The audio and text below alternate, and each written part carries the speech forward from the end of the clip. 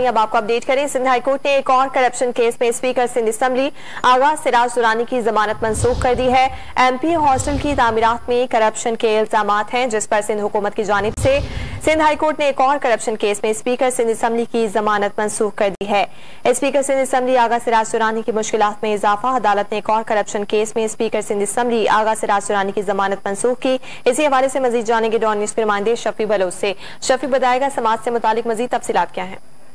जी देखिए, MP hostel में corruption से मुतालिक जो है वो रेफरेंस में आगा सिराज दुर्रानी और दीगर मुल्ज़िमान की जानिब से आज एक और दरख्वास्त जमानत पर समाअत हुई, जहाँ पर अदालत ने तफसील की दराज सुनने के बाद दरख्वास्त जमानत की इस्तदा जो है वो मुस्तरद कर दी है।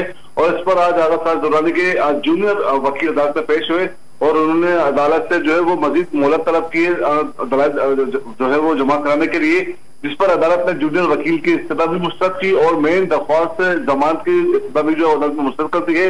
और गुज़श्ता दिनों भी जो है वो आमदन से ज़ायद असासा बढ़ाने के रेफरेंस में आगा सिराज दुर्रानी की जो है वो जमानत मंसूख की गई थी और आज एक और रेफरेंस में जो है वो जमानत मंसूख कर दी गई है, जबकि नैब की जानिब से अदालत को बताया गया कि आगा सिराज दुर्रानी के खिलाफ एक और मामले की इंक्वायरी भी जो है वो चल रही है। जी, बहुत शुक्रिया शफी बलोच, आपने तफसीलात से अपडेट किया। ताज़ा तरीन वीडियोस के लिए हमारा चैनल सब्सक्राइब करके बेल आइकॉन प्रेस करें ताकि आपको मिले हर अपडेट सबसे पहले।